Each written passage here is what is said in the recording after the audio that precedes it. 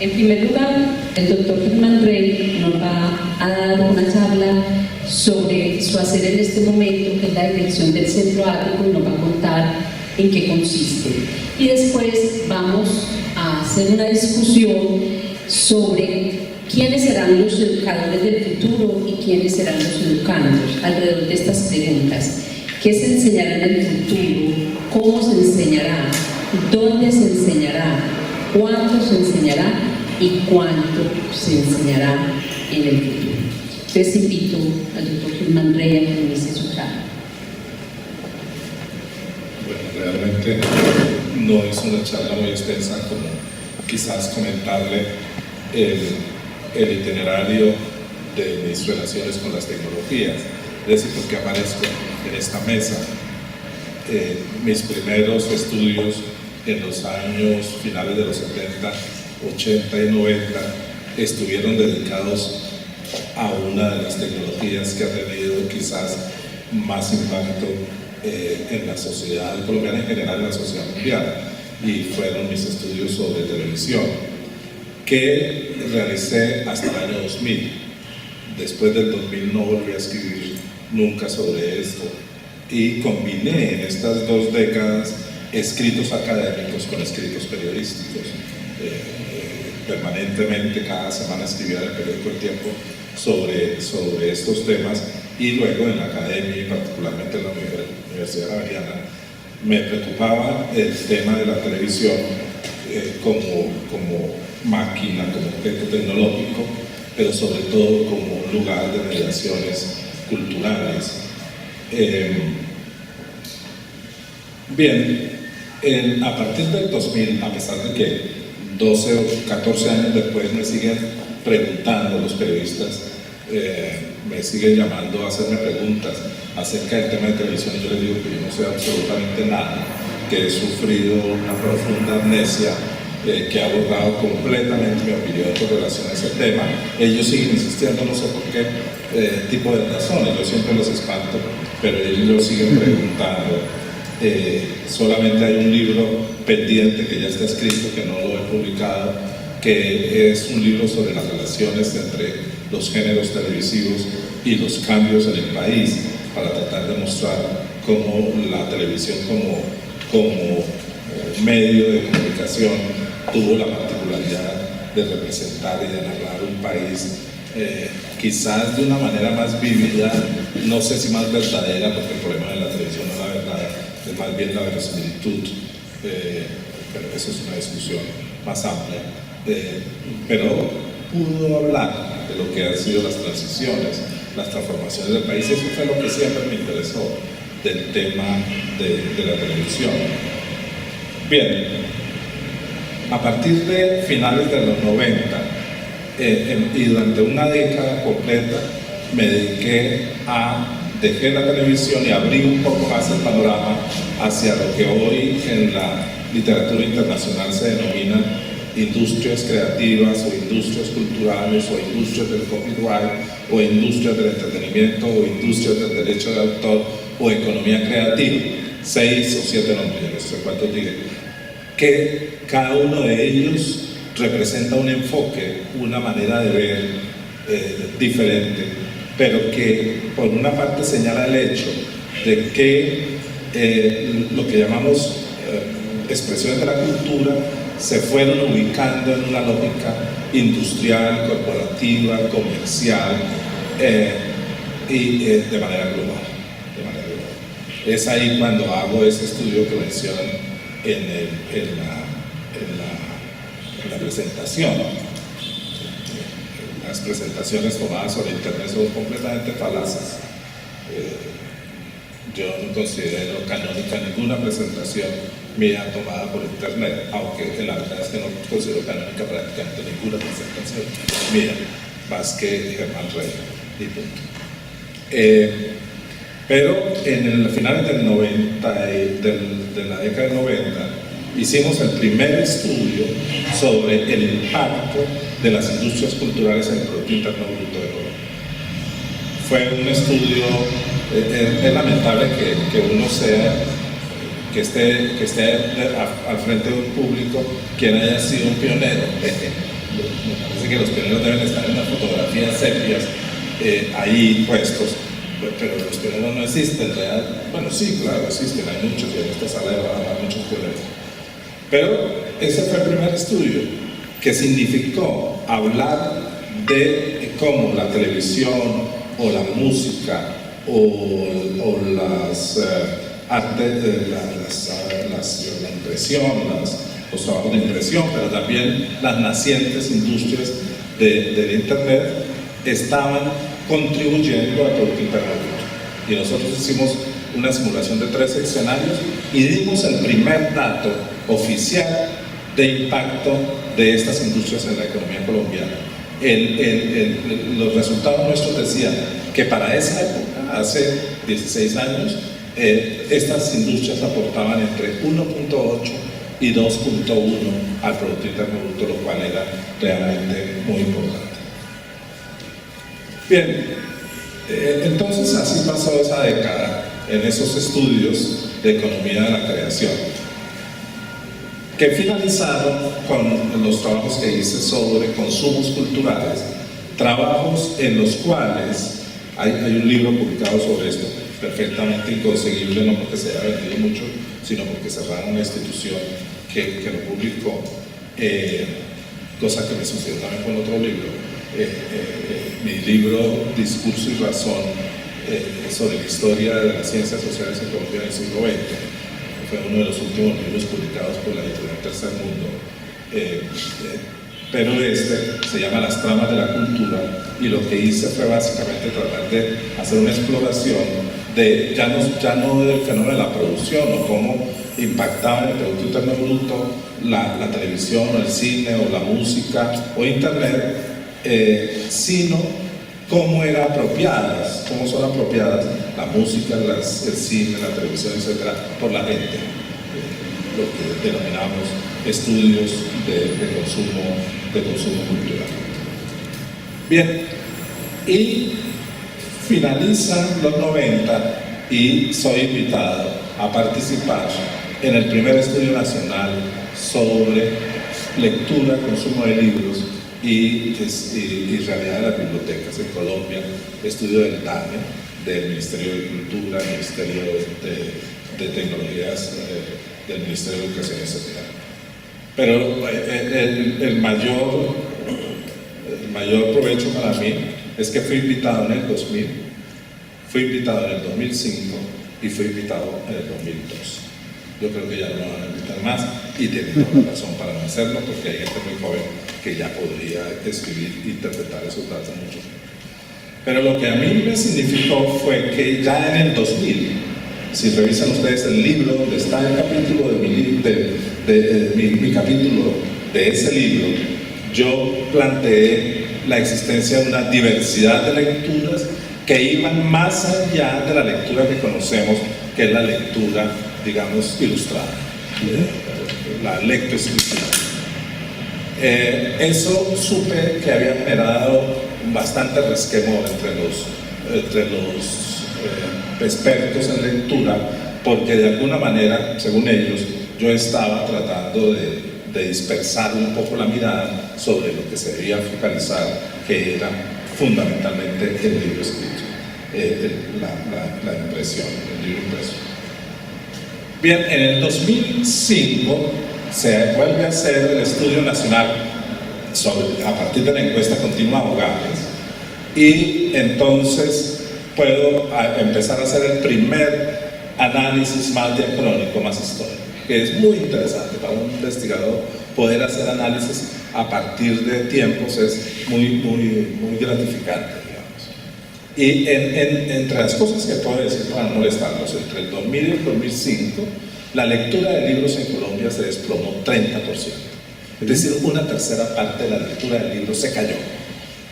Aquí no se dijo nada, porque bueno, en un país de catástrofes y de otros desastres más graves, pues que se caiga la lectura una tercera parte no parece ser un problema nacional, pero sería un problema, por lo menos para el debate social, de complejidad, complejo. La lectura de periódicos y revistas apenas subió un punto que más o menos el comportamiento que tiene en el mundo Colombia tiene algo que yo llamé un bono, tiene un bono, que significa que los periódicos y las revistas no han caído tan fuertemente como han caído en Estados Unidos o en Europa, donde grandes naves del periodismo mundial han tenido que o cambiar de dueños o cerrar. Una de las últimas compras que ha sucedido en el panorama periodístico norteamericano ha sido la venta a Amazon del Washington Post. Otro día podríamos discutir qué significa que el Washington Post sea comprado por ¿Cómo se consigue el dato de que baja 30% la lectura de libros en Colombia? ¿Por la venta? No, el dato se calcula, que es un módulo especial de lectura que pertenece a la encuesta continua de hogares del DANE, que mira, es una medición oficial de Estado, con una muestra, pero una muestra inmensa, porque la encuesta continua de hogares trabaja sobre una base de 12 millones de personas económicamente activas. Entonces, de acuerdo a edades, ahí hay muchas discusiones muy interesantes. Se le pregunta a la gente si ha leído un libro en los últimos 3 meses o en el último año, etc. Y hay una cantidad de combinaciones posibles. Yo acabo de estar en México hace 2 semanas discutiendo en una mesa de expertos un tema absolutamente aburridoso, pero que era muy interesante, y es cómo hacemos para medir el comportamiento lector.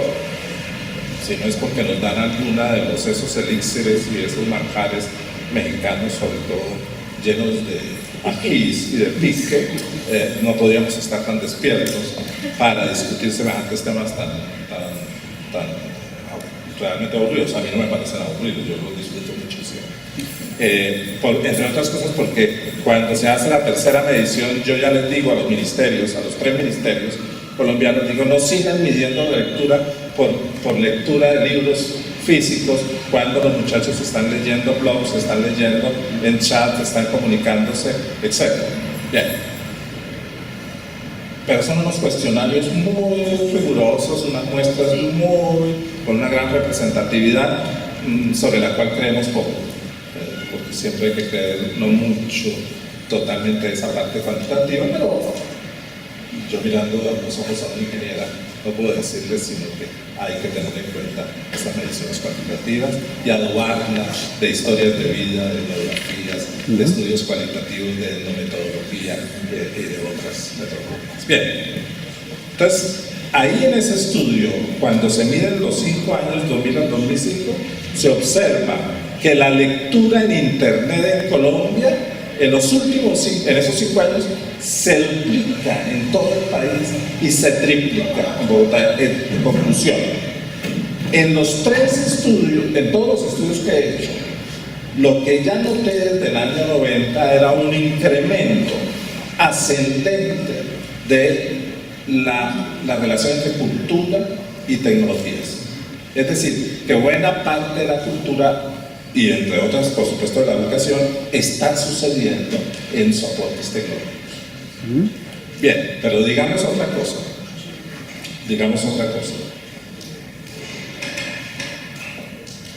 Si ven el libro del 2013, publicado el año pasado, sobre esa misma encuesta, observarán que ya el tema de la lectura digital es un tema central, pues, de la discusión sobre la lectura en Colombia. Bien. Y no que yo me imagino que es que están leyendo internet o están viendo chats. No. Es que se comprueba con todas las estadísticas claramente que eso ha sucedido. Muy bien. Bien. Para acabar de completar, entonces el Ministerio de las Tecnologías me llama para que haga de intérprete de la primera encuesta nacional de cultura digital de Colombia, que fue en el año 13. Yo fui el intérprete de la encuesta. Acaba de publicarse en Madrid un artículo mío en la revista Telos sobre este tema, donde yo hago un análisis de qué vi en los datos. A mí me encantan los datos. Yo no provengo de la formación de los datos. Tuve una excelente maestra de estadística descriptiva, estadística inferencial y psicometría que me entusiasmó, pero no provengo de las ciencias más duras. Pero me encanta poder mirar los datos, sobre todo con la mirada estrábica que tengo. Es la mirada de un miope sobre los datos, que es una buena forma de ver los datos. Bien, entonces me invitan a hacer la lectura del año 13. No los quiero molestar también a esta hora, pero tengo los datos que quieran en esta carpeta. Pero después ya no me invitan al año 14, la de este año, a la interpretación de la encuesta de cultura, pero yo pido los datos. No soy el intérprete, pero entonces soy un intérprete aficionado. Me subo al bus a cantar. Bien, adulto, completamente adulto. Pido los datos y los datos son públicos, me los mandan y los estudio. Y miren ustedes mi primera conclusión. Todos mis maestros en la universidad me dijeron que no creyera en, mejor dicho, que cuando hiciera estudios, los estudios diacrónicos, longitudinales, con términos de 5 años o de 10 años, son estudios temporales en los que se pueden percibir algunos cambios, ¿verdad? Es decir, uno no percibe cambios cada 3 meses, cambios sociales o cambios culturales o cambios en la educación, no se perciben así. El profesor está diciendo, en estos últimos años, de 40.000 es el 10% que ha formado la Universidad de Antioquia y empieza a hacerse preguntas pertinentes a partir de eso. Bien. Cuando yo tengo los datos de cultura digital, es decir, qué hace la gente con la telefonía móvil, qué hace la gente con internet, cómo aparecen los computadores, para qué están siendo utilizados los computadores, qué está haciendo la gente con las tabletas, etcétera, del año 13 y de este año, encuentro que entre el año 13 y el 14 suceden unos cambios tremendos. Tremendos. Es decir, que eso me lleva a percibir que lo que estamos viviendo y lo que vamos a vivir en el campo de la educación, las preguntas que nos hacen, estamos en este instante, por lo menos en este país, en un verdadero Big Bang. Pero de un tamaño que ni se lo imaginan aquellos que dicen, no, esto va a ocurrir dentro de 5 años. Esto va a pasar, pero en las clases medias y clases altas. Pero esto no pasa sino en los que van a la universidad. No, los cambios que se están notando son cambios, por ejemplo, en los estratos 1 y 2, es decir, en los sectores sociales más pobres de la población. Por ejemplo, para darles un caso, los porcentajes de crecimiento de telefonía celular gastaron 5 años solamente en Colombia para llegar, digamos, a la cobertura universal, que gastó la televisión 30. Para llegar a la televisión a ser 94-95% de ser usado por los colombianos, pasaron 30 años, 3 décadas. Para llegar a lo mismo en telefonía, pasamos 5. Segundo, las estratos 1 y 2 ya no tienen telefonía fija. Entraron directamente a la telefonía móvil, que es lo que vamos a hacer después nosotros. Es decir, dejar ese aparato raro que aparece fijo y ya no hacer nada sino a través de móvil. Tercero, una parte interesante del acceso a internet de estratos 1 y 2 se hace a través de telefonía y básicamente de smartphones. 4, el incremento de los computadores es realmente muy importante e interesante. Quinto, por ejemplo, se han definido, se pueden encontrar una serie de reglas que en los hogares colombianos empiezan a generarse cuando empieza a haber computador. Y las primeras reglas tienen que ver con la educación. Es decir, tengo 3 hijos, los 3 hijos, entonces a las 7:30 quieren entrar al computador, porque también sabemos a qué hora se entra. Tengo todos los datos de a qué hora se entra, en dónde se entra, cómo se entra, todo eso. Todos esos datos. Y al calor aquí de esta agua con gas, les podría soltar todos los datos porque son de dominio público. Entonces, ¿cómo los interpretamos? Estos son algunos de los datos. Entonces, digo, si hay 3 hijos que están a las 7:30, porque a las 8 será el momento de mayor intensificación, yo sabría que ese muchacho que está al frente mío, en promedio, hace 12 operaciones. como internauta, hace 12 operaciones y sabemos cuáles son las 12 operaciones que hacen los muchachos. Por ejemplo, que nadie me diga que la escritura se acabó. No, la escritura no se ha acabado, lo que pasa es que se está transformando, pero hay muchísima escritura hoy en día. Pero también hay descarga de música, pero también la fotografía. Yo no sé cómo no se ha estudiado, pero la fotografía es fundamentalísima hoy en las prácticas culturales, sociales y educativas de los jóvenes y en general de la gente. Muy bien. Es más, en la encuesta en estos estudios se puede ver claramente que el primer punto del uso de las tecnologías es un uso social, comunicarse, intercambiar, hablar. Después viene el entretenimiento, etc. Bien. Y todos los colombianos, es muy interesante, y se lo digo porque ustedes tienen interés educativo, consideran que la escuela es un lugar clave de las transformaciones tecnológicas. O sea, la gente sabe claramente que en la escuela es uno de los lugares privilegiados. No el trabajo, por ejemplo, el trabajo es muy anacrónico en Colombia.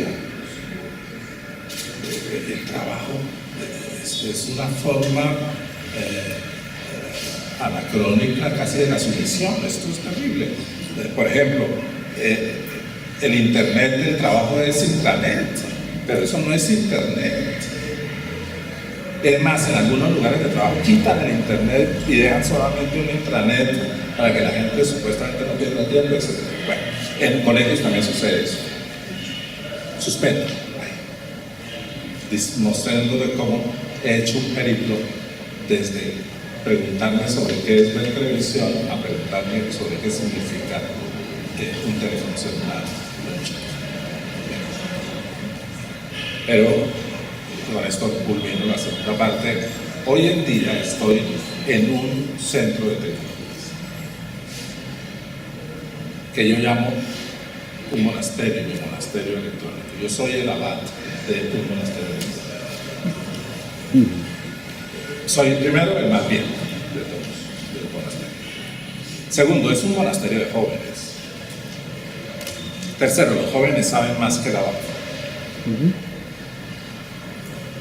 Cuatro, la edad de promedio no la alcanzo yo a transformar. Es decir, que poniendo mi edad encima de la edad de todos los demás no alcanzo a dañarle la edad, digamos, de 20 y pico de años de los arteros. Bien, ¿qué es el centro ático? Primero es una sigla, es una trampa desde el inicio, porque parece un nombre, pero realmente es una sigla. ¿Es una sigla de qué? Artes, tecnología, información, ingeniería y comunicación. Es como una sigla, las siglas son horribles, feísimas. Y si son siglas francesas, peores. Los franceses son especialistas en hacer siglas feas. Y son adoradores de las siglas. Pero esta sigla se convirtió en nombre. Segundo, ¿qué es arte? Físicamente, ¿qué es? Es una estructura multimedia articulada electrónicamente, dispuesta para producir cine digital, televisión digital, animación experimental, arquitectura electrónica, diseño digital, músicas, experimentación sonora, etc. Es decir, que sería un laboratorio de laboratorios de lo que hoy estaría ubicado dentro de las industrias creativas, pero cuyo soporte son las tecnologías de información y comunicación. Cuando yo ingresé al centro como director, se había desarrollado el 40% del centro. Hoy estamos al 99%. La última máquina que ingresó al centro fue una consola preciosa, a la cual no le he hecho todavía la visita ritual, porque yo le hago visita a cada una de las tecnologías. Voy, saludo, escucho de dónde viene, quién es, qué hace, cómo fue inventada, para qué sirve, y después ya no respondo por nada más. Por todo lo demás responden los ingenieros, que saben perfectamente. Pero esta máquina, por ejemplo, tiene una particularidad, esta consola que hemos traído en Inglaterra. Y es que los estudiantes de ingeniería de sonido, que son inicialmente músicos y después ingenieros, primero son músicos, primero tienen que ser músicos, después se vuelven ingenieros.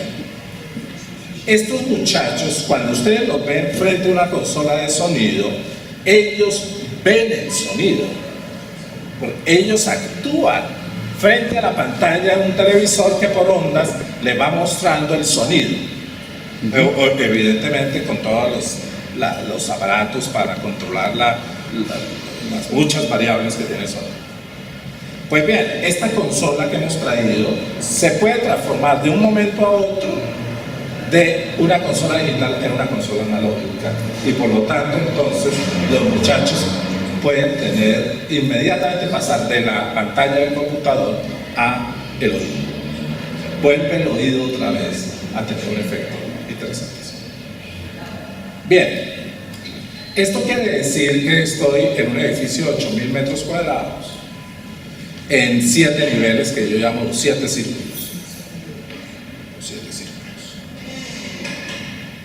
Hay infierno, purgatorio, cielo. En el cielo. En el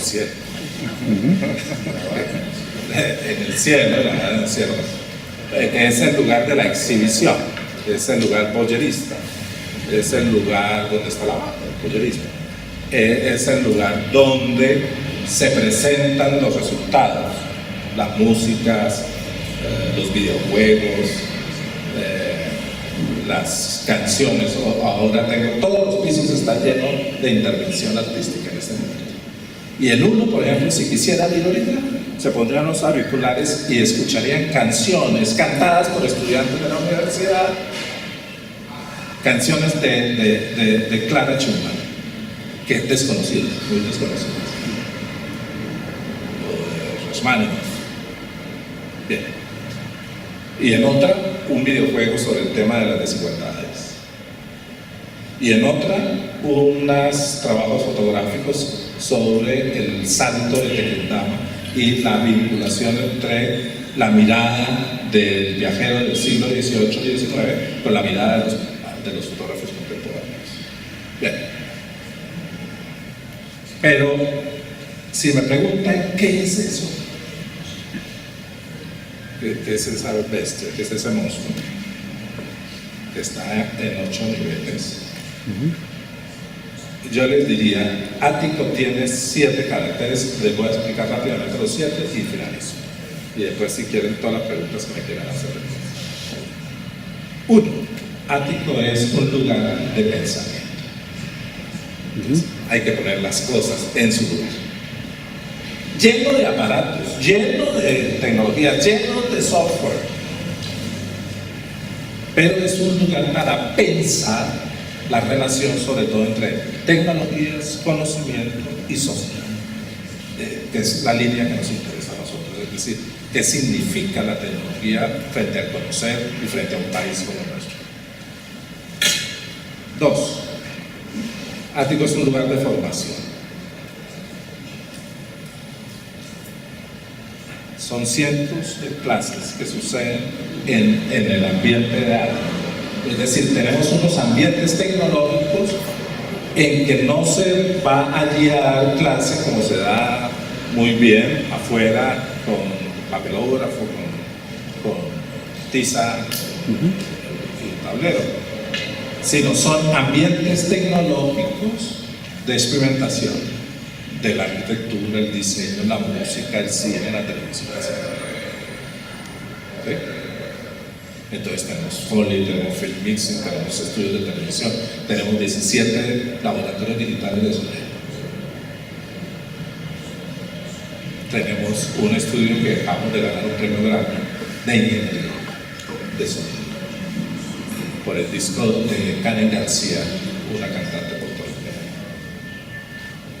Por supuesto, haya grabado Franco de Vita y allí ha grabado La Niña Pastor, etc. Entonces, quiere decir, aquí empieza la cosa de la relación entre universidad y tecnologías,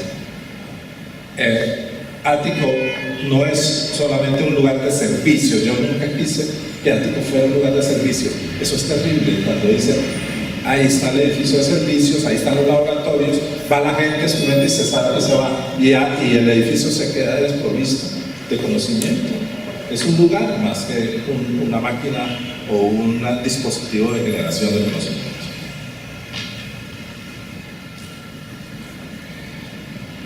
El año pasado, para darles un ratico solamente, hicimos 100,000, eso yo no sé si es mucho o poco, porque no me he podido comparar, digamos, 100,000 transacciones de tecnología. Quiere decir que se sacaron 100,000 aparatos de Ático hacia afuera, que van desde un pequeño micrófono hasta una cámara de cine digital. 100,000. Pueden ustedes imaginarse la operación que significa que salgan 100,000 aparatos y sobre todo que retornen 100,000 aparatos. Lo que eso significa. En términos de mantenimiento, en términos de stock, en términos de seguro, en términos de atención, en términos... Bien. En términos formativos hay dos puntos que nos interesan, y son los profesores los que pueden aclararnos.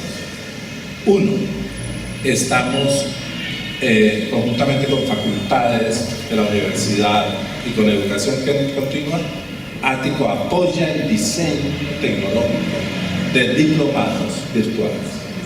En los últimos 8 meses hicimos 20, yo no sé si eso será mucho o poco, diplomados virtuales. La universidad la han definido los jesuitas como una universidad presencial. Eso no es no va a ser una universidad virtual por ahora ni nada. Una universidad presencial con el apoyo, la integración, la colaboración de las tecnologías.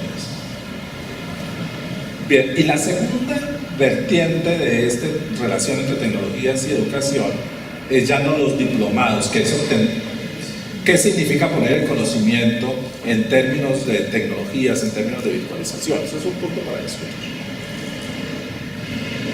¿Todo será Coursera? ¿Será que se nos vino la Coursera encima? No.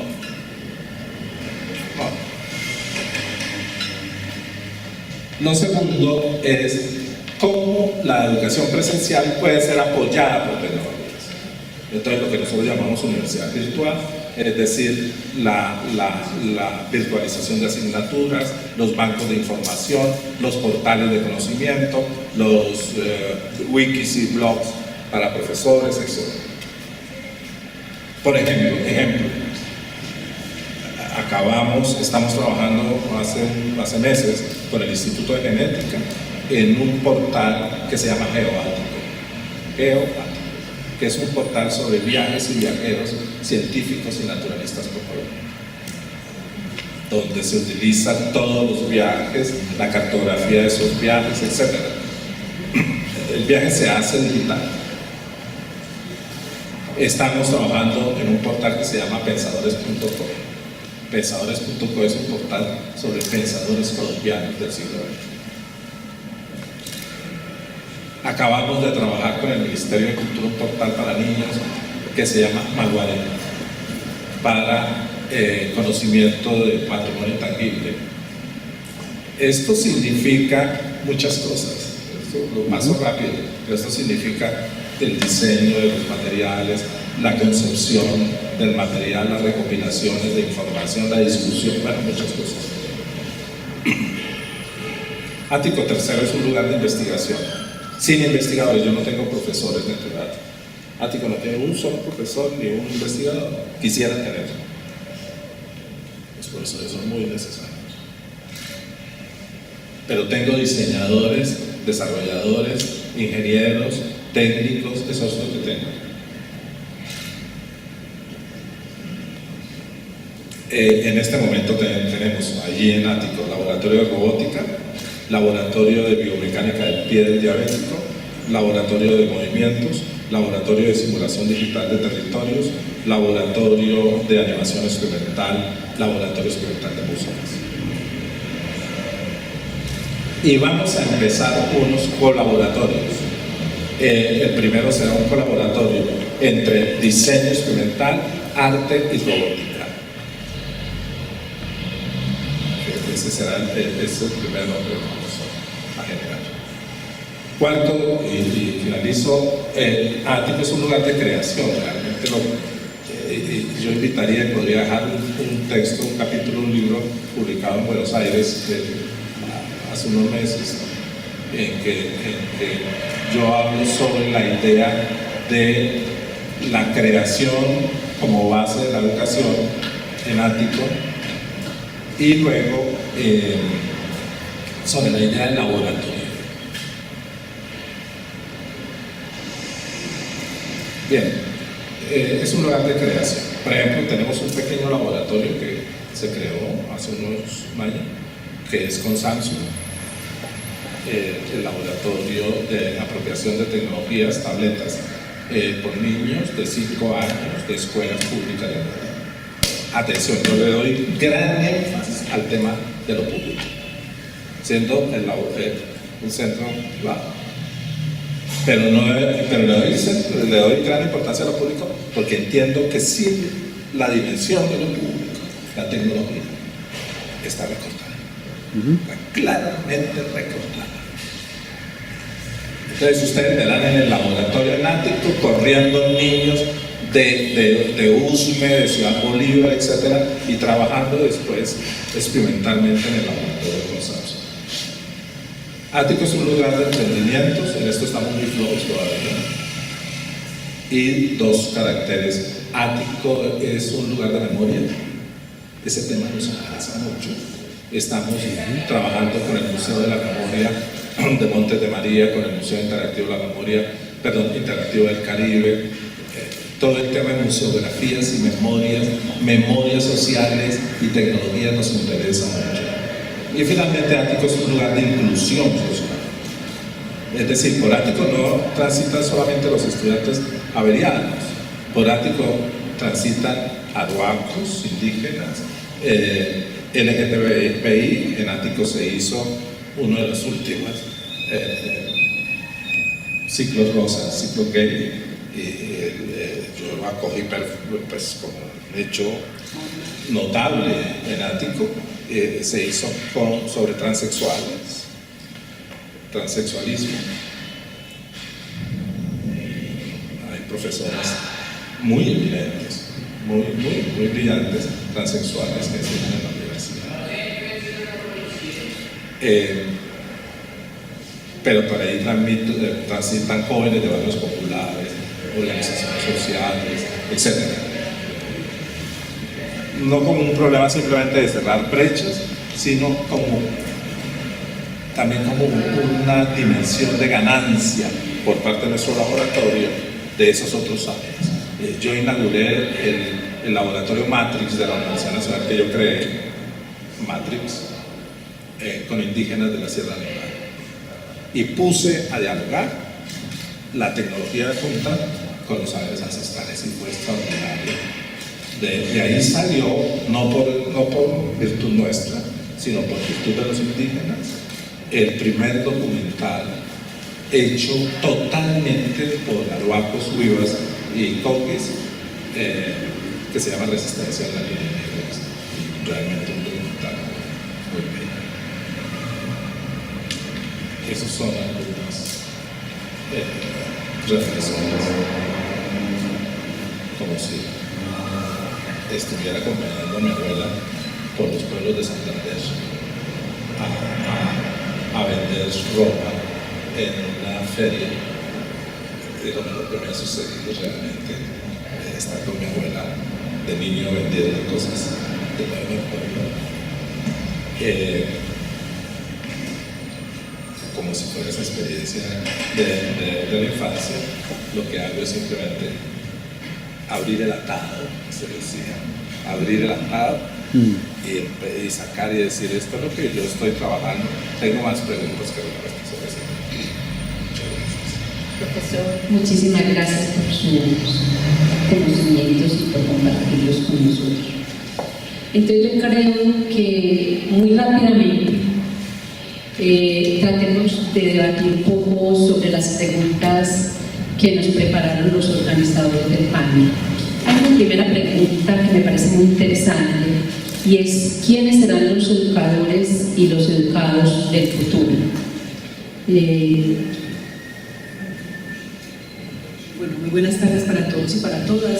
Antes de dar respuesta a Donald, yo creo que estaba haciendo memoria de cuántas juventudes hacían que yo así era estudiante de la Universidad de Antioquia en la categoría de maestría. Creo que hay dos elementos antes de comenzar, antes de dar respuesta, y es como de alguna manera dejarnos unas facultades de educación que terminan por formarte lo que uno es. Yo fui estudiante del profesor Octavio Nava en maestría. Creo que Octavio formó muchísimas de las cosas en las cuales yo soy hoy como profesional frente a la rigurosidad. Y creo que si tuviese que hablar de profesores, no podría hablar sino de Luis Fernando hablando de literatura, de la rigurosidad de Luz Estela trabajando en todo el tema de lectura y escritura, quienes debo muchísimas cosas. Entonces, decirles dos cosas que hace un pedagogo en una universidad donde la ingeniería y la economía y en general la administración es un elemento esencial y son el core de una universidad como SEAFID. Y quizá decirles que hoy más que nunca, en una universidad como SEAFID hoy, tener un licenciado, una persona que trabaja con los docentes de diferentes áreas, establece una relación diferente. Entonces yo voy a empezar por ese docente y por esas condiciones que hoy requerimos, no solamente de un docente que tiene un área disciplinar, sino especialmente de un docente que hoy acompaña a otros docentes. Y tiene que ver directamente con la capacidad que deberíamos de tener independientemente de su área disciplinar, de poder leer y reconocer los nuevos escenarios sobre los cuales estamos trabajando. Cuando uno mira a los jóvenes y los mira en el celular, con algunos termina uno por chocarse en los corredores porque van caminando, ellos van tecleando y uno de pronto se los encuentra de frente. Uno encuentra en ellos la diferencia fundamental de la que hablaba el profesor Rey ahorita, y es cómo ellos se mueven en esos escenarios presenciales y virtuales. Entonces mi pregunta es: ¿cuál es el reto que tenemos, no solamente los docentes desde las áreas disciplinares, sino esencialmente cuál es el papel diferenciador de los docentes que venimos de las facultades de educación? Alguien me decía la semana pasada de manera magistral, me decía en esos espacios que son de conversación, por eso el colaboratorio del que usted hablaba, profesor Rey, me llamó muchísimo la atención el nombre. Y es que, ¿cuáles son los escenarios que permiten que nos sentemos a conversar sobre diferentes temáticas? Y él hacía una reflexión maravillosa, Juan Diego me decía, yo creo que falta en los escenarios el poder del pedagogo que defienda y que tome partido frente a cuáles son los diferentes tipos de estrategias en los escenarios de los nuevos aprendizajes hoy. Porque hoy de todas maneras, desde diferentes espacios se sienten las voces de las áreas ingenieriles, se sienten las voces, obviamente de los psicólogos que trabajan todo lo que tiene que ver con elementos cognitivos, pero cuáles son las voces de los docentes de formación y de corazón, como lo digo yo de muchas maneras, que pueden aportar en esos procesos de enseñanza y aprendizaje. ¿Y cuál es el papel entonces de nosotros en las facultades de educación como formados y formadores, en nuestra responsabilidad en tomar posición sobre esos nuevos escenarios? Y ese profesor Ramón magistralmente me decía, mira, cuando me acerqué a trabajar un curso con la UNAM y me empezaron a hablar de tantas cosas y me dijeron la primera vez es que había una taxonomía para hacer los objetivos y esos objetivos tenían diferentes niveles. Yo dije, yo que en una área como esta soy de los pioneros, sentí vergüenza ajena. Decía, me daban las 2 de la mañana intentando leer, desde los primeros días lloré, porque decía que ese es el tipo de lenguaje del cual están hablando los demás. Y hoy puedo decir entonces que me faltan miles de cosas, pero puedo reconocer que en el discurso hay diferentes elementos sobre los cuales trabajar. cuál es el papel de ese docente independiente del área en el cual estemos. Reconocer no solamente que hay que avanzar en el área disciplinar en la cual estamos, que hoy hay unas nuevas didácticas para enseñar la ingeniería, hoy hay unas nuevas didácticas para trabajar el derecho, hoy hay un nuevo desarrollo de competencias y de habilidades, y hoy en ese docente hay, en esencia, creo que comparto con el profesor Pedro, no tenemos la habilidad de los docentes que tenemos más juventudes acumuladas, de poder tener, si nos miramos en este momento, ¿cuántos tienen reloj? Para que los jóvenes con reloj. Estos días alguien decía, se reconocía la edad de una persona si llevaba o no llevaba reloj. Y además una de ellas le decía, y ese reloj sirve para varias cosas, por eso les ha gustado tanto los nuevos relojes, porque además les ubica a las personas, porque ellos, para los jóvenes en general, el poder pensar en un artefacto es que tenga múltiples usos. Solamente, y él le decía, que tiene juventud acumulada, le decía, pero además de darme la hora, mire, también me da la fecha. Y mire que tiene uno más pequeño porque me da las horas, y obviamente perdió, porque el muchacho le decía, mire, este me da la hora, me permite comunicarme, me permite chatear, me permite llevar hasta las calorías. Lo que nosotros llevamos en papel contando las calorías, ellos simplemente ya todo, nunca llegaremos a ese nivel de apps que ellos tienen hasta para mirar. Alguien me decía, no, yo pongo el teléfono debajo de la almohada y cada día me levanto y miro el nivel de la actividad mental para ver si mi descanso fue profundo. Yo, ¿qué?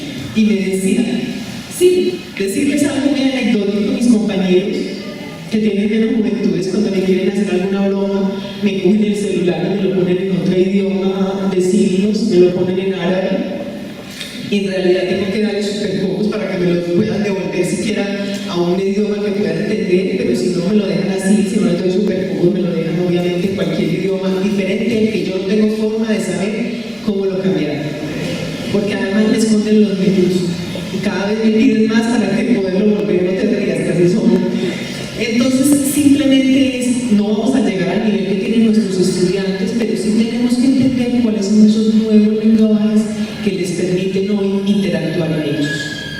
Cuando uno pasa por un salón de clases, que es un elemento muy importante, uno puede, hace poco trabajábamos con nuestro rector, con el doctor Juan Luis, que es un historiador, trabajamos una línea del tiempo del papel de la comunicación entre docentes y estudiantes, y lo cogimos, bueno, desde Copérnico, y empezamos a mirar, estábamos en una línea de tiempo preciosa, y en un momento de la línea de tiempo que nos metimos en verdaderos problemas, porque, a ver, es que las imágenes no cambiaban.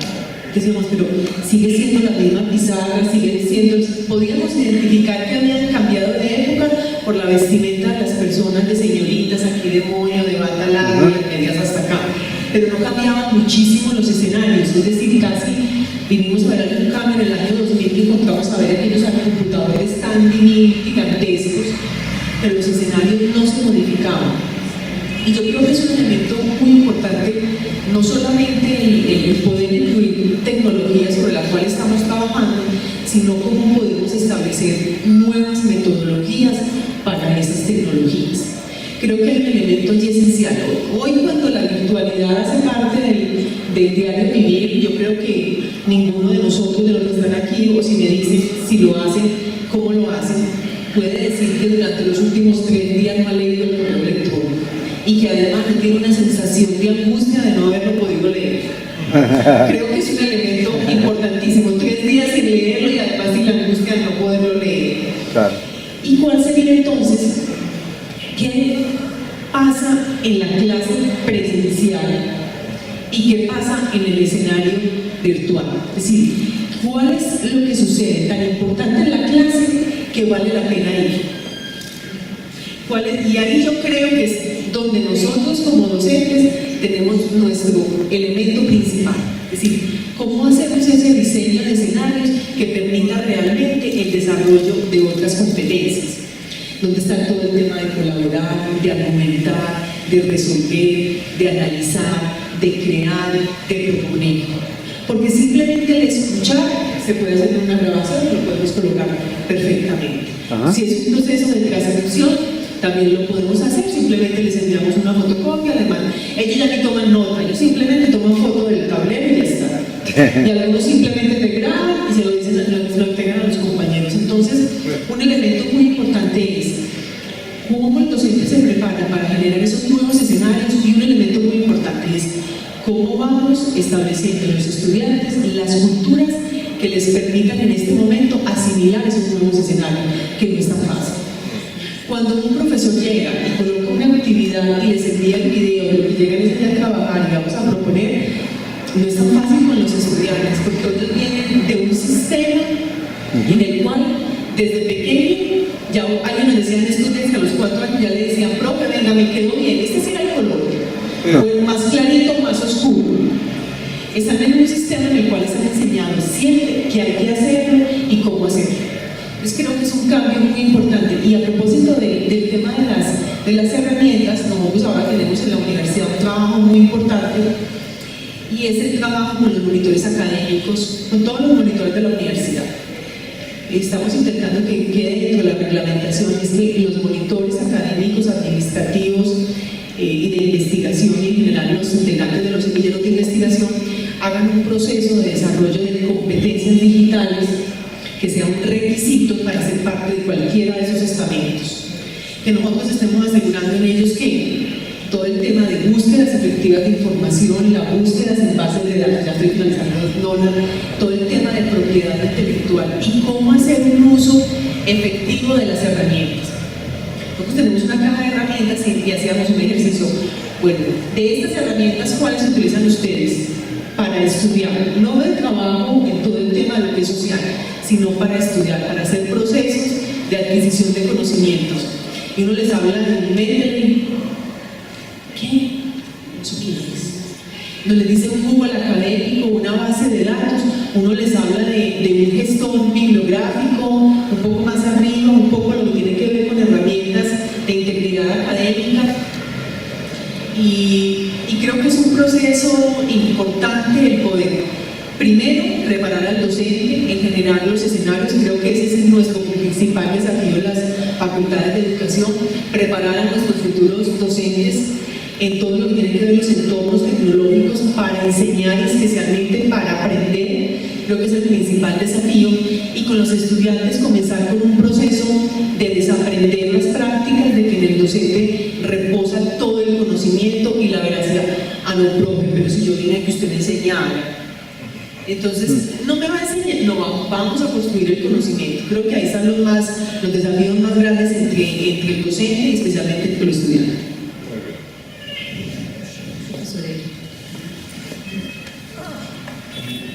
Bueno, primero pensar quiénes serán los educadores y quiénes los educan.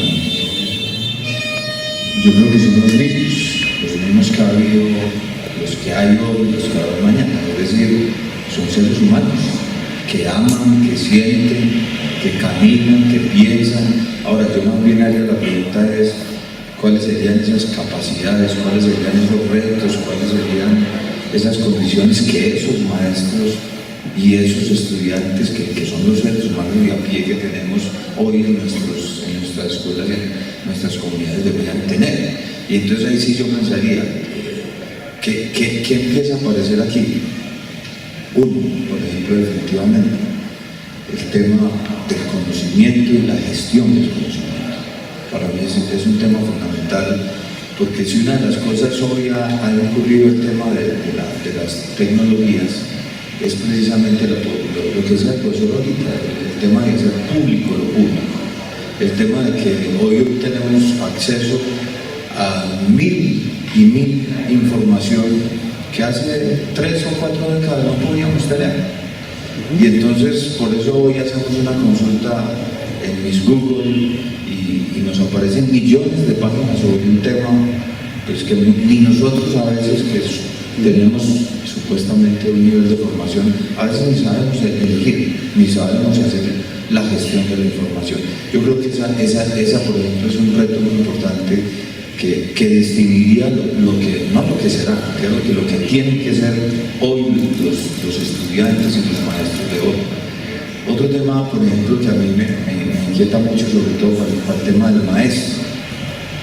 precisamente por la limitación que otrora teníamos con el acceso al conocimiento y especialmente a la información, pues normalmente los maestros eran repositorios y en los pueblos y en nuestras grandes ciudades el mejor maestro era el que sabía más, el que tenía más cosas en la cabeza, el que tenía más posibilidad de transmisión y de repetir las cosas. Hoy no.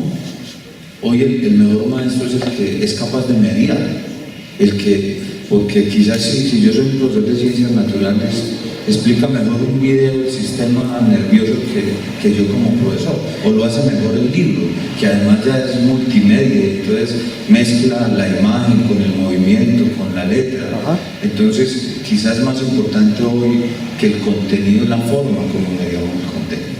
Y entonces eso hace que en el proceso hoy tengamos que poner ya no tanto la fuerza en la forma como enseñamos, sino en las formas como el estudiante aprende. Y ahí hay un cambio drástico en lo que sería el proceso tanto para maestros como para estudiantes, precisamente lo que decías. Y era que ya el estudiante no irá a la escuela a ver qué le va a dar al profesor, sino a construir quizás con el profesor. Otro elemento que yo rescataría pues como este incremento en la relación de cultura y tecnología definitivamente es el trabajo colaborativo. Creo que ahí hay otro ejercicio que tanto para maestros como para estudiantes está transformando la escuela. Si no nos sentimos, por ejemplo, como maestros, como un colectivo académico, si no nos apoyamos en buenas lecciones, experiencias exitosas que otros colegas han hecho, si en el escenario de los ambientes de aprendizaje, trayendo la versión de Vygotsky de la zona de desarrollo próximo, no se apoyan en otros cualificados para dar saltos cualitativos en el aprendizaje, que ese otro podrá ser la mamá, podrá ser el tío, el compañerito que ya entendió el tema, o el maestro. O sea, si no se apela a ese ejercicio colaborativo, yo pienso que va a ser difícil la transformación de la escuela. Otro punto para mí fundamental es que entonces definitivamente ya como maestro, sobre todo ya en el lugar de los maestros, uno ya no debería prepararse para dictar una clase, uno debería prepararse para ir al encuentro en esa clase con los estudiantes. Y desde ahí quizás a veces ni siquiera llevar cosas prediseñadas, porque hay cosas que a uno le funcionan bien con un grupo, pero de repente uno va al otro grupo y eso que funcionó con el anterior no va a funcionar. ¿Por qué? Porque ahí hay ambientes distintos, hay contextos distintos, hay necesidades distintas, hay intereses distintos, hay condiciones previas diferentes que hacen que cada acto educativo sea un acto distinto. Entonces, eso nos exigiría en términos muy coloquiales y muy usados en Colombia, ejercicios de contextualización y pertinencia educativa, sin lo cual pues perderíamos pues ese ejercicio. Y finalmente, yo creo que el otro escenario definitivamente es que estudiantes y docentes nos volvemos en gestores de ambientes de aprendizaje. O sea, no están hechos. O sea, si a mí me preguntan hoy, oiga, y entonces con las tecnologías, ¿cuál es la mejor clase? ¿Cuál es la mejor didáctica? Yo creo que no la hay. O sea, hay que construirla en cada espacio, en cada condición. Por eso empecé con lo que empecé, es que son seres humanos y todos llegan con intereses distintos, con necesidades distintas, con ilusiones distintas, y son ellos y no otros. En eso era muy curioso porque quienes nos tocó esta transición de las tecnologías, y sobre todo en el área de educación, yo creo que por ahí en la época de los 90 muchos maestros sufríamos. Bueno, yo apenas me estaba graduando en esa época, pero muchos sufríamos porque la razón era que la tecnología iba acabando con los maestros. Y efectivamente acabó con los maestros, pero con los maestros que no fueron capaces de empezar a apropiar y a incorporar estos avances y estas nuevas expresiones culturales, que no son solo un reflejo de una expresión tecnológica, sino de una expresión además de mediación de conocimiento y de compartir y de poner en circulación lo que decía ahorita el profesor, lo público. Por eso es tan importante que más allá de un mero ejercicio de instrumentalización, estamos hablando de un ejercicio que es cultural y de conocimiento y de transformación. Bueno, Yo empezaría respondiendo la pregunta por quiénes van a ser los estudiantes del futuro. Pienso que van a ser unos jóvenes muy hábiles manualmente en el manejo de aparatos electrónicos, que van a ser unos muchachos acostumbrados a respuestas inmediatas, porque eso es lo que logran con esos aparatos, que van a ser muy hábiles en el manejo de redes sociales, muy amantes de la imagen, de la fotografía, de la animación, con unas características que no conocemos todavía, porque hay investigaciones que dicen que van a tener van a conformar nuevas redes neuronales que les van a permitir cosas diferentes, como hacer varias cosas a la vez, pero hay investigaciones que han encontrado todo lo contrario, que el ser humano todavía no está en capacidad de hacer más de una cosa a la vez. Sin embargo, ellos las hacen. ¿Con qué calidad? ¿Con qué nivel de concentración? Pues todavía los maestros no vamos a tener mucha claridad de quiénes son, si de verdad van a aprender de una manera diferente, eso no está claro, o van a seguir aprendiendo de la misma manera con más aparatos electrónicos en su mano. Entonces, eso, además, son unos muchachos que tienen que responder a un mundo que se ha venido transformando, la familia, el trabajo, la institucionalidad, todo se ha venido transformando y tienen que dar respuesta a una sociedad del conocimiento. ¿Quiénes son los maestros? ¿Quiénes serán los maestros? Yo soy muy pesimista en eso. Si no hacemos algo muy urgente, los mismos que le enseñaron a mi abuela, a mi mamá, a mí, a usted. Porque si yo hablo con un muchacho en este momento de 20 años, le enseñaron como me enseñaron a mí. Y le enseñaron como le enseñaron a mi mamá, que es lo peor. Con la diferencia de que de pronto el tablero era una pizarra, o el tablero es verde, o el tablero es blanco. La escuela no ha sufrido transformaciones en muchísimos años. Las tareas son iguales. Las que me pusieron a mí, que solo había una biblioteca en mi pueblo, a las que le ponen a los muchachos de ahora que tienen internet. Entonces la transformación de la escuela ha sido ninguna. Si los ministerios, si las naciones, si las facultades de educación y si las universidades no hacemos algo urgente, el maestro no va a ser capaz de responder al muchacho que le va a llegar. ¿Sí?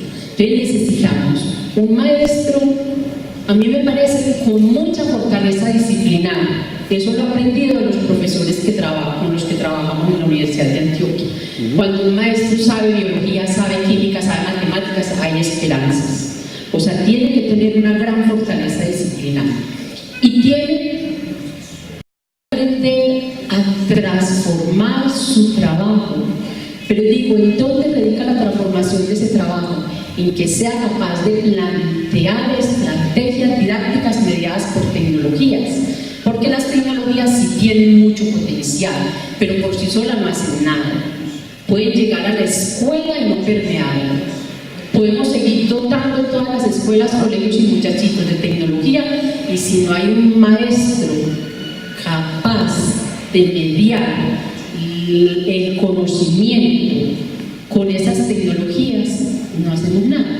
Tiene que haber una verdadera interacción con el conocimiento, no con el aparato, que es que a nosotros nos descresta la interacción que hace el niño con el aparato. El niño a veces no pasa a interactuar con el aparato, no interactúa con el conocimiento, y ahí es donde está lo grave. Si nosotros seguimos como maestros dejando de interactuar solo con el dispositivo y no con el conocimiento, no estamos haciendo nada. Entonces yo creo que hay que formar a los maestros para que sea capaz de plantear actividades con esos dispositivos, para que sea capaz de transformar su manera de trabajar y para que sea capaz de buscar en ese estudiante la autonomía con el saber. Cuando nosotros formemos muchachos autónomos con el saber, que sean capaces de trabajar colaborativamente, que es un problema que no es fácil de resolver, porque los maestros no sabemos trabajar colaborativamente, los profesores universitarios no sabemos trabajar colaborativamente. Nosotros podemos hacer en la universidad 4 cursos de español 1 en la red, y los usa un profesor y los hace un profesor y es el mismo programa, porque no son capaces de unirse los cuatro a hacer un curso para sus 4 cursos. Entonces, un maestro que no sabe trabajar colaborativamente nos queda muy difícil hacer que un muchacho aprenda a trabajar colaborativamente. Y el mundo del conocimiento es un mundo que te exige autonomía con el conocimiento de tal manera que puedas seguir aprendiendo solo y que te exige trabajo colaborativo. Son 2 habilidades, 2 competencias fuera de resolver problemas, de tener un sentido ético de la tecnología y de todo, pues otras habilidades, pero hay esas fundamentales que yo creo que los colectivos de maestros no los tenemos. Necesitamos un maestro que sea capaz de hacer discusiones curriculares, que sea capaz de trabajar un currículo con sus compañeros y darle un papel a esas tecnologías, que yo creo que no son un medio más, son un medio transformador, porque si han transformado la sociedad, necesariamente deberían transformar la escuela. Y los maestros deberíamos estar muy angustiados de ver que las tecnologías han transformado todo lo que vemos, menos la escuela. ¿Por qué no transforman la escuela? A uno, esa sola pregunta, ¿por qué las tecnologías transforman todo menos la escuela? Nos debería tener muy preocupados como maestros y deberíamos estar trabajando en el sentido de transformar la escuela y no lo estamos haciendo. Entonces yo creo que en 100 años es posible si no le trabajamos a la formación de maestros, que estábamos los mismos de hoy y los muchachitos brincándonos en la cabeza porque ya no nos aguantan. No sé los que organizaron el foro, si seguimos respondiendo las preguntas, si terminamos ahí, si qué hacemos. Profesora, ustedes mandan. Contamos con media hora aún para trabajar. Podemos aprovechar también la asistencia de las personas para que hagan sus preguntas, si desean hacerlo de ese modo, para que Yo sí quisiera un poco replicar y en parte contradecir algo que plantea la profesora Dona. Yo no soy tan pesimista, o sea, yo creo que es cierto que la escuela no se está transformando al ritmo que debería transformarse. Es cierto que la escuela no ha incorporado cambios y transformaciones que debería incorporar. Pero yo también creo que es injusto decir que no hemos hecho nada o que no se ha transformado nada. Yo creo que la escuela se está cambiando muy lentamente. Y incluso yo a veces lamento mucho que muy buenas experiencias que hay en el país, en términos de apropiación de conocimiento, de uso de tecnología, de transformación de la escuela, no sean de dominio público y las desconozcamos. Es decir, yo comparto que no estamos tan bien como quisiéramos.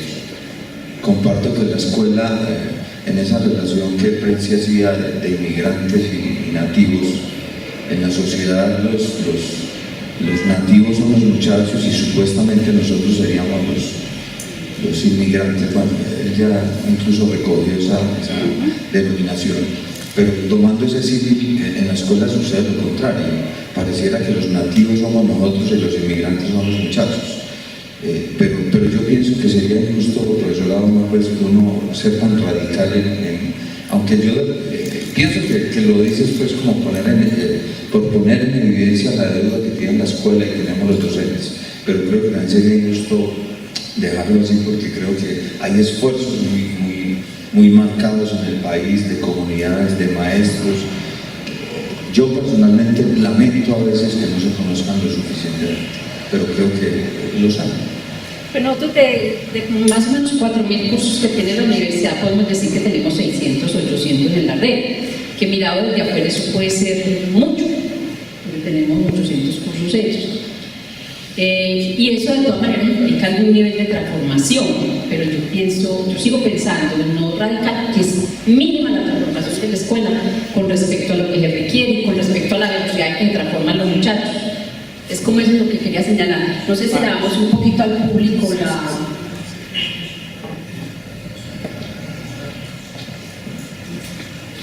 Primero de todo, gracias a la facultad y la oportunidad, porque para mí siempre estos son regalos de Dios sobre la vida, un aprendizaje muy significativo.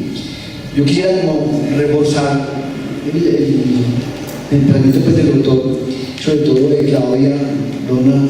Yo encontraba, por ejemplo, encuentro en Claudia, en la Universidad de David, acción activa, empezamos con esto, ya empezamos. Yo diría que Donna es una experiencia no realista y ustedes, optimistas. Yo estaba dentro de ese campo.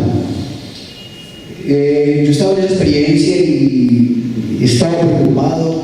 Tengo la experiencia de lo que dice Donna, pues cómo cambiar, transformar la práctica del maestro, pues que toda la vida tiene un paradigma y se quedó, que le da dificultad cambiar y dejarse como permear por la tecnología.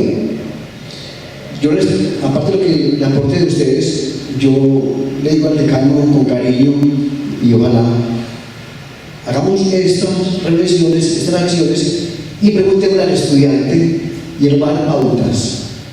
O sea, tenemos que dejar ese miedo del egoísmo, compartir. Yo he predicado, no sé, en la universidad, aprendí ese discurso, compartir las prácticas y saberes. O sea, dejar ese paradigma, no darnos miedo, como el doctor lo decía, eso no es mío, eso es dominio público, todo el mundo lo puede saber, todo el mundo puede hacer. Entonces, como eso, ese cambio de actitud en la formación del maestro, entonces arranquemos con la facultad, ya, porque ese cambio arranca ya, no esperemos que sea el ministerio, no esperemos que, sino nosotros como facultad, formar de formadores, entrar con unas, digo yo, me disculpa el discurso, esas bobaditas, aparentemente son bobaditas, los monitores, ¿sí? Los profesores, y al final del túnel yo me hago una exageración para decir, el maestro nuevo, de ya, pero tú lo que ya, debe ser capaz de aceptar el cuaderno no existe. ¿Cómo manejar yo esa experiencia de ese estudiante de hoy? Ser capaz yo de manejarlo como maestro presente, del pasado, lo que sea futuro, que ese muchacho en este mundo me trabaje en esa tablet, por ejemplo. O sea, es un desafío. Y al final digo yo, tenemos que ser más inteligentes, mejor formados, más creativos, más propositivos, una mente más abierta, pues se me ocurre eso. Y arrancar desde ya. Trabajo en equipo, un trabajo un trabajo integrado, por decir, como lo decía Carrillo. Los maestros se pueden integrar, pero no hemos aprendido a integrar los saberes. Reunión por áreas y seguimos con mi saber, ¿no? Pero romper esas barreras. Es posible integrar saberes y experiencias. Lo que decía él, volvamos a creer en nosotros, maestros formadores. Usted tiene un saber, tiene una posibilidad de construcción de un saber, una teoría, un sueño, una utopía, y reconocemos. Hay muchas experiencias negativas en Colombia y no las retomamos. Desde lo público no las reconocemos, o desde la misma institución, porque tenemos esa herencia, hay que romperla, no darnos miedo, tenemos un saber construido por reconstruir, compartámoslo, hagámoslo validar. Es eso, pero no seguir con ese mito de que solamente es el extranjero, pues no. Tenemos un saber, una riqueza, una inteligencia, y no sé, para eso. Muchas gracias.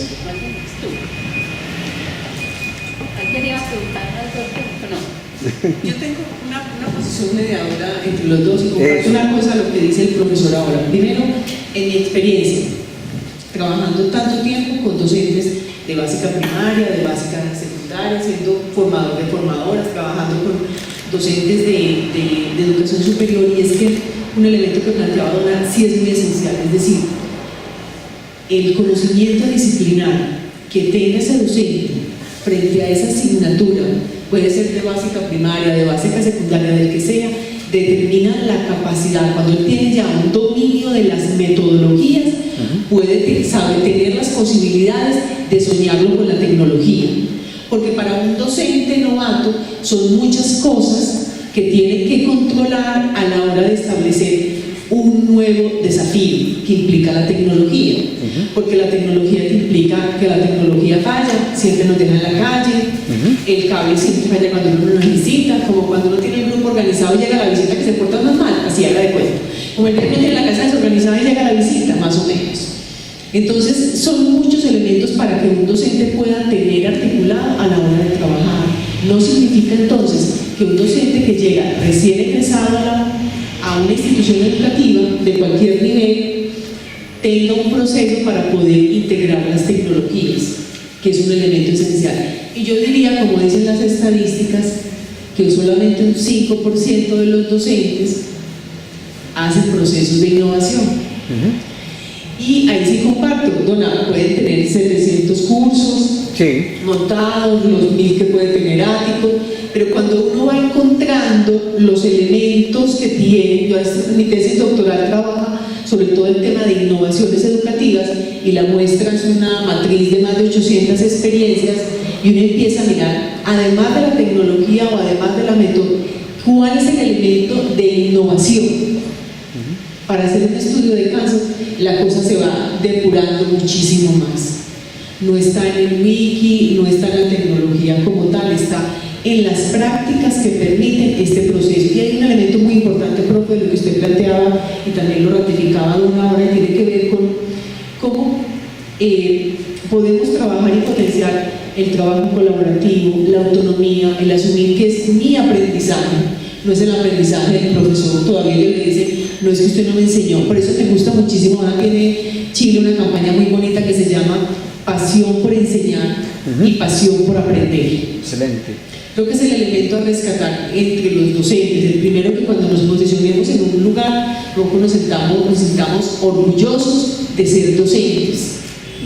Es decir, yo no me presento como la coordinadora de aprendizaje, no, yo me presento como una docente que ama enseñar y que tengo una vocación por aprender. Creo que cuando el mismo docente se para con ese papel de yo soy docente, no, yo soy docente, que algunas veces hasta el tono de voz puede bajar, significa que yo estoy redefiniendo lo que significa mi pasión por enseñar, el papel que tiene en la sociedad y el papel del docente para estar aprendiendo permanentemente y para poder sentirse siempre como un sujeto que hace un proceso de aprendizaje permanente. Hoy los médicos tienen, yo creo que el mejor ejemplo para todos. Ellos están continuamente en procesos. Los contadores hoy les van a cambiar absolutamente todas las normas sobre las cuales están trabajando. Los abogados tuvieron que trabajar todas las normas del derecho penal para trabajarlo desde lo escrito nuevamente a todo lo que tiene que ver con litigar. Pero ¿cuál es nuestro papel de los docentes de estar actualizándonos sobre nuestro quehacer? Así, doctor, que yo tengo una actitud mediana entre los dos. Sí, sí. Porque quienes trabajamos con docentes en el día a día sabemos que es un proceso que es delicado, que es de convencimiento, que es de acompañamiento permanente. Yo no sé si Dona tiene la memoria de cuál fue el primer docente que decidió hacerlo, pero creo que es un proceso donde el docente sienta que tiene un grupo que lo está acompañando, que no está solo y que son muchas cosas para un docente poder tomar la iniciativa y poderlo hacer.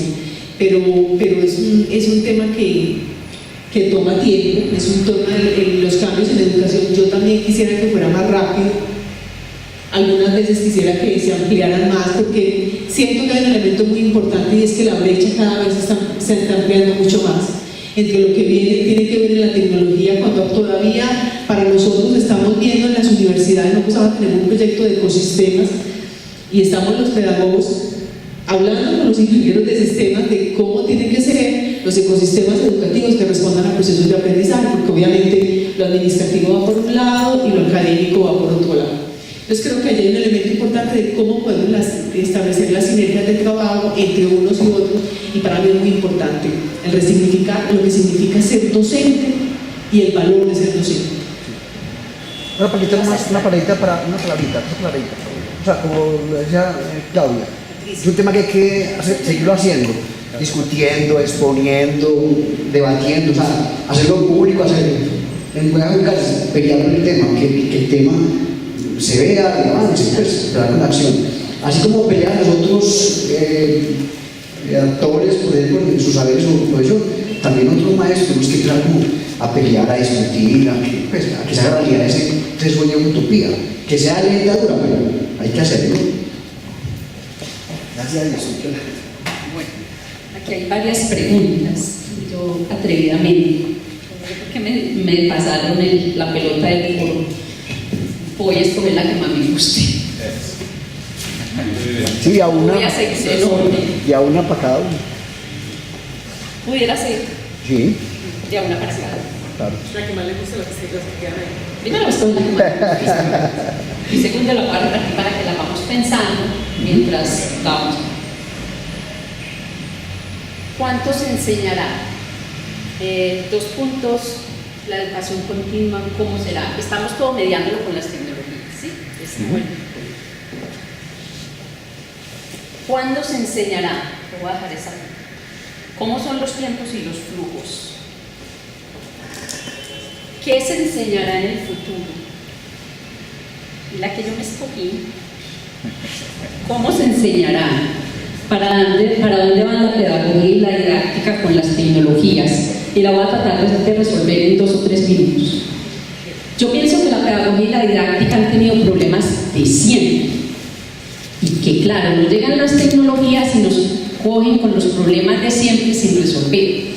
Si nosotros no tuviéramos problemas de siempre, no habría problema en insertar un elemento más que serían las tecnologías. ¿Cuáles son los problemas de siempre que yo pienso que han tenido la didáctica y la pedagogía? 1. La dificultad de los profesores, de los maestros para plantear verdaderas actividades de aprendizaje.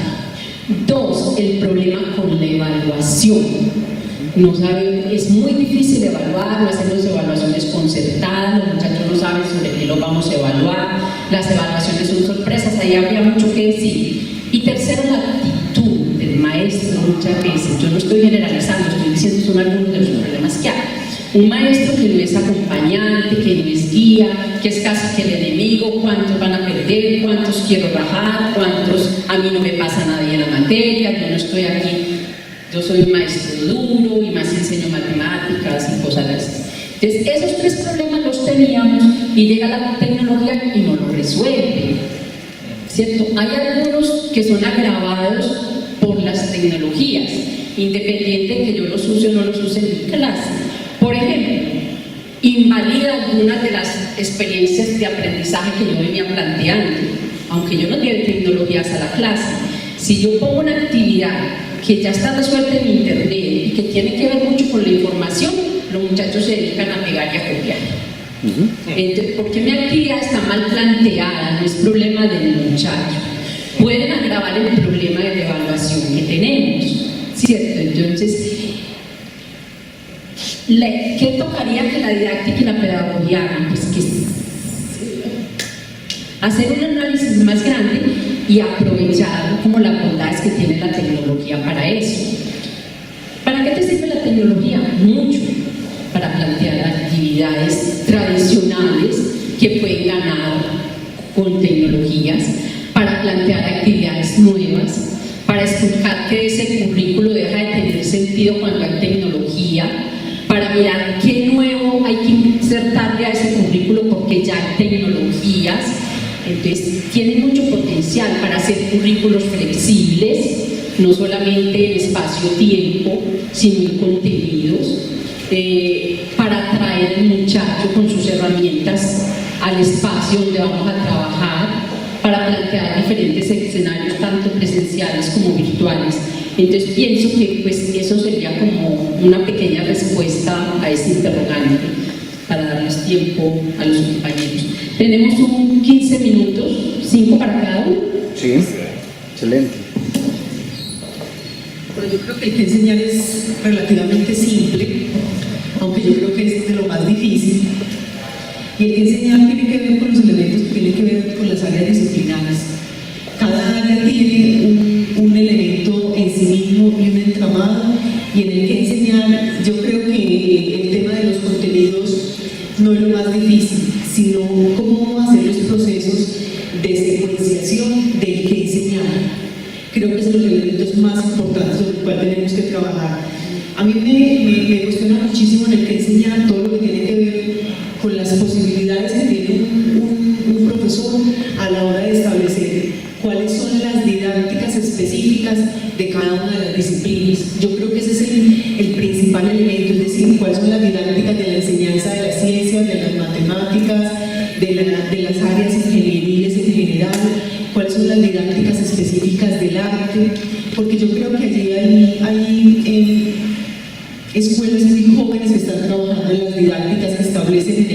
enseñar, las diferentes metodologías. Y creo que en el que enseñar hay una brecha muy grande que tiene la escuela, que tiene que ver cómo acercamos lo que hoy se trabaja en la escuela a todos los niveles con lo que pasa hacia afuera, en el que enseñar. Entonces, en el que enseñar estamos trabajando en algunos momentos con contenidos del siglo XVII o XVIII, todavía en algunas instituciones se habla de los 5 reinos. Todavía es muy difícil que una institución pueda abrir la puerta para mirar qué está pasando en una termoeléctrica o qué está pasando en sistemas y cómo acercamos los expertos a lo que pasa en la escuela en diferentes niveles. Creo que hay un elemento muy importante, es cómo de alguna manera las empresas, la industria, los que hoy trabajan en ciencia, los pueden acercar. Y un elemento en el que enseñar es cuáles son las prácticas que nos permiten acercar las disciplinas a la ciencia de la escuela o a las ciencias de las universidades.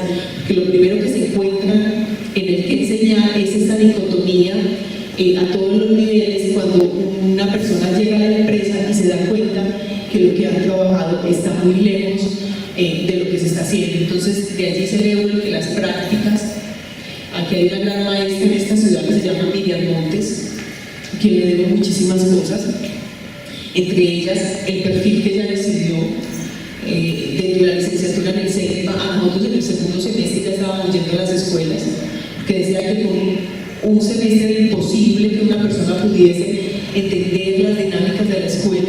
Entonces creo que hay un elemento muy importante, cómo actualizamos en el que enseñar y sobre todo en el que enseñar, cómo utilizamos las tecnologías para organizar el que enseñar. Yo creo que decana, yo creo que si yo tuviese la facultad hoy de ser decana y de colocar cierto tipo de normas, yo establecería que los programas académicos de cada uno de los estudiantes se hiciera en forma de mapa conceptual. Que un estudiante pudiese entender en una asignatura cuáles son los temas sobre los que van a trabajar, las relaciones entre las asignaturas y además un mapa conceptual que relacionara esa asignatura con los demás programas. Bien. ¿Te lo una fácil? Sí. Es que estaba consultando la nota ¿De Google? de mi hija en medicina. Ah, bueno. Había gran tensión familiar porque habían tenido unos exámenes muy complicados, entonces bueno, acabo de verla en WhatsApp. La pregunta es, qué interesante, yo se me mataría todo el tiempo escuchando a los compañeros de la mesa porque me ayudan a resolver algunos problemas prácticos y conceptuales que tengo al interior del centro ATE. Pero me hicieron la pregunta concreta sobre cuándo se enseña. Es la pregunta sobre los tiempos y los flujos. Entonces, la primera reflexión que quisiera hacer es que la escuela y la educación es en general, ha sido siempre una de las instituciones reglamentadoras del tiempo. Entonces, primer punto, a la escuela le es dada entre sus grandes funciones determinar el transcurrir del tiempo, no solamente el tiempo en el horario del día, sino el tiempo en la vida. Y eso se ha transformado notablemente. El hecho de que haya generaciones que nos llaman los niños, por ejemplo, que toda la generación en Europa, en países europeos, hayan estudiado hasta postdoctorados y no hayan trabajado nunca, es algo terrible. Y cada vez más hay unas estructuras de la educación que retrasan la incorporación de la gente al mundo, a cierto mundo de las prácticas sociales y profesionales. Hasta que al fin ya no pueden responder por eso. Ya no puede haber más, porque los muchachos van al colegio, van a la universidad, van a las maestrías, van a los doctorados, van a los postdoctorados y no tienen trabajo. Eso disuelve completamente, rompe completamente el hecho de que la escuela haya sido siempre, y en casi todas las sociedades, una reglamentadora del día y una reglamentadora de la noche. Esto es un cambio muy profundo. Segundo, yo creo que las tecnologías entran a profundizar la dicotomía entre el tiempo del estudiante y los otros tiempos, muchos de los cuales fueron expulsados de la escuela. El hecho de que existan salas de tecnologías o salas de audiovisuales o salón de la televisión.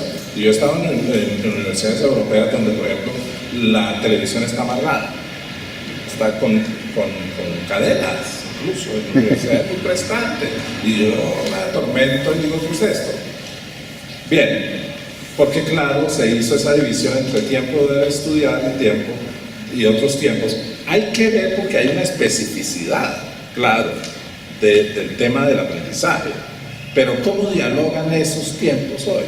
Porque, por ejemplo, las competencias tecnológicas que traen los niños no los traen de didácticas de tecnologías, sino de usos, por ejemplo, lúdicos de las tecnologías, con las cuales entran a negociar la tecnología, el uso diario de la tecnología en la vida corriente. Por ejemplo, a mí me llama la atención cosas muy simples. ¿Por qué tantos muchachos se sientan en el suelo de ático? A mí me encanta que se sienten en el suelo. Una vez venía un ministro y yo vi de pronto correr a una colaboradora mía de ático a un piso, pero en ático se pueden ver todos los pisos prácticamente. Es interesante, es un panóptico muy interesante. Se pueden ver los pisos hacia abajo. Entonces yo vi que ella corría, entonces yo salí corriendo detrás de ella para ver qué iba a hacer. Pues lo que iba a hacer era hacer levantar a unos muchachos que estaban comiendo colectivamente en el suelo y el ministro ya venía. Le dije, no, déjenlos ahí. No los toque, déjenlos como están. ¿Qué queremos poner? Una reglamentación del espacio también, además del tiempo. Eso ha variado tremendamente. Y luego, yo creo que para la pedagogía, no soy pedagogo, he sido maestro, pero no sé de la pedagogía, eso es un saber específico y dotado. Las tecnologías plantean temas como, por ejemplo, el tema de las simultaneidades y de las convergencias. Eso es que antes no se podía hacer sino una sola cosa. Claro. Una sola cosa en la clase. Eso era mentira, porque la gente hacía muchas cosas en la clase, porque pensar y argumentar, y imaginar, y querer, y desear, y ver al otro, son muchas cosas que están presentes. Nunca estuvo solo el estudiar, estuvo siempre con muchas otras cosas. Bien, y el tema de los flujos, esa es una pregunta muy interesante, qué pregunta está interesante para pensarlas. El tema de los flujos se ha desestabilizado, porque claro, los flujos también están, la escuela es normativa por muchos lados, normatiza el flujo del aprender, el flujo de las clases, por eso hay horarios, todo esto, pero la tecnología hace unas desestabilizaciones del flujo, unas irrupciones de otros flujos y un ordenamiento, unas taxonomías de los flujos propone la escuela. Y yo creo que es inevitable que la escuela los proponga. Yo no creo que eso debe ser flujo puro. No. Hay taxonomías de los flujos. Pero ¿cómo se crean esas taxonomías? Finalizo con esto, por si les interesa, después meterse en Google. No se metan en ático en la página de Especie. Esto es página de construcción. Pero 3 experiencias. Primero, el laboratorio para mí es un laboratorio, por ejemplo, de pedagogía. Solamente que no tengo todos los instrumentos ni el conocimiento ni las personas como ustedes que me pudieran ayudar a saber qué está pasando ahí. ¿Qué está pasando ahí? Tienen un laboratorio al lado del bloque si miramos qué es lo que está pasando ahí, ¿no? En salas de 16 personas donde no hay una adelante y una atrás, por ejemplo. Es que en la sala tradicional de la escuela hay una adelante y una atrás. En la adelante lo señalado el tablero, pero si ustedes tienen 2 plasmas de igual calidad en ambos lados, no saben dónde están adelante y eso es complicado. Y lo otro que es complicado es que yo suelo pasar mucho, me encanta pasear por todo el laboratorio, por el monasterio, y ver de pronto a los maestros, porque es que no los descubro fácilmente. ¿Han perdido? Perdón. Esto no sé cómo es. Hacemos las noches ahí. Habitualmente, como no hay atrás ni adelante, el maestro que se hace adelante no puede ser identificado. Entonces a mí me gusta hacer, ¿dónde está el maestro? ¿Dónde está Javier? ¿Dónde está el maestro? Y lo veo rotando, circulando. Es muy interesante. Pero me encantaría explicar eso, pero eso necesito personas que hayan pensado todo esto y que vean los ambientes y digan qué se está produciendo o que compartamos conocimientos sobre eso. Lo segundo que los invito a ver es nuestro laboratorio de apropiación de tabletas, por ahora de tecnologías, con niños de escuelas públicas de Bogotá. Ya estamos produciendo el primer informe de primeros hallazgos y yo creo que puede ser bonito lo que está sucediendo. Por ejemplo, la primera petición que nos hacen los niños cuando llegan de la escuela al laboratorio es ¿dónde se prende esto? La tableta. No se les dice. En una hora están haciendo edición de video. La que preguntó, esa niña de Úrsula, que preguntó ¿dónde se prende eso? A la hora está haciendo edición de video y muchas otras cosas con la tableta. Básicamente por lo que dijeron ustedes. Exactamente, por el énfasis en el trabajo colaborativo. El tema colaborativo es fundamental ahí. Y lo tercero, entren a YouTube y hágame un favor, sobre todo si me ayudan después a hacerme preguntas críticas frente a esto. Nosotros tenemos un proyecto que se llama el C4. Es un proyecto con la Secretaría de Educación de Bogotá. Ese proyecto del C4 es sobre ciencia y tecnología, crear, colaborar y compartir. Y el primer trabajo que hicimos fue una caracterización de 400 colegios públicos en la apropiación de las tecnologías en los proyectos educativos.